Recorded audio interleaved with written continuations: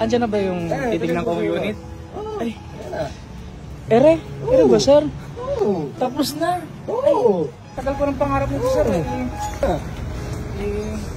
Talagang matagal ko na itong pinapangarap ko. Ako nga pala si Tupi. Tindero ko sa palengke at isang pangarap ko na naman nga ang natupad. Kaya tara, samahan niyo ako. Maaga nga rin pala akong gumiyak para magayos ang gamit.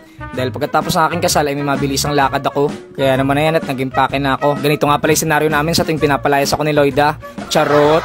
Pagkatapos ko magayak ng gamit, ginaya ko naman ang sarili ko.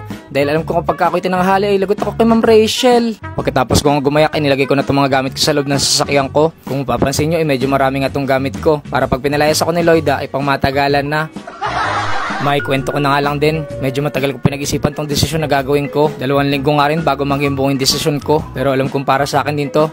At sa mga magiging kliyente ko. Pamaya-maya pa ay nakarating na rin ako dito. Kung saan kami magkikita ni boss. Siya nga pala may-ari ng car wash na lagi kong pinagpapa-car wash kapag may service ako. Sobrang ganda kasi ng services nila dito. Mapaloob hanggang labas. Talaga malinis lahat. Masasabi kong highly recommended sila. Pamaya-maya pa nga inakita ko na itong pangarap ko. Talaga namang napakaganda nito. At isa na nga lang ang inaantay ko, si Boss Amo. Medyo matagal nga lang magising si Boss Amo dahil nainom nga ito kagabi. Kaya naman nandito ako, nagmumukmuk sa isang tabi. Charot!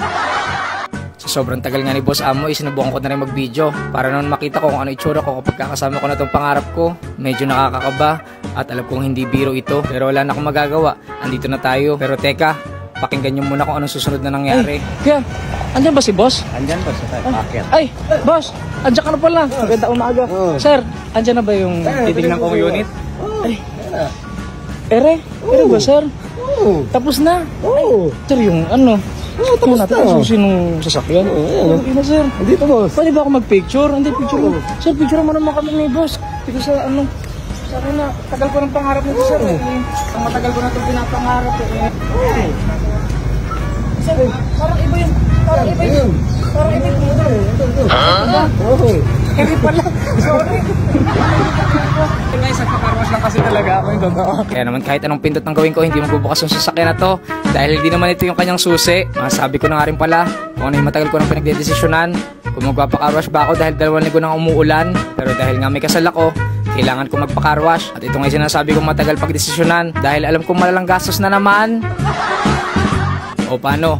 Hanggang dito na lang. Napapagod na ako mag-voiceover eh. Hanggang sa muli. Salamat! Kumain ka ng gulay para umaba ang iyong buhay. Mag-toothbrush ka naman para ang iba din na yung buhay. Teng, ano ba gagawa mo dyan? Tara, kumain na tayo doon. Mga istorbo. Ano ba yan? Yung istorbo mo ako na nanalo ko dito. Ano yan? RMPH Pasay.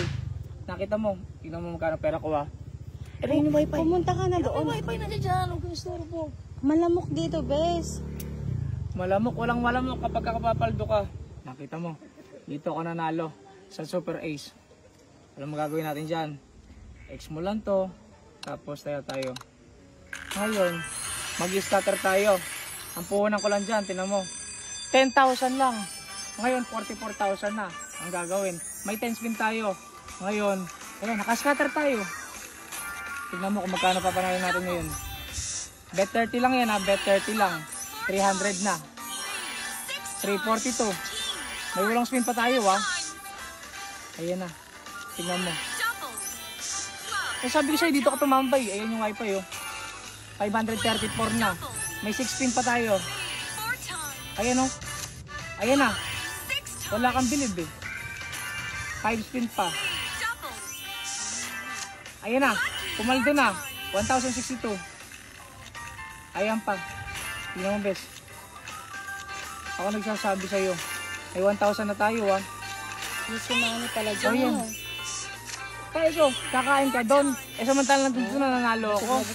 Bibili ako, magpapadala ako ng KFC o Jollibee. Wow. Kaya sa mga magre-register sa link ko, ano pang hinihintay nyo? Let's go! Palduhan tayo! Shish!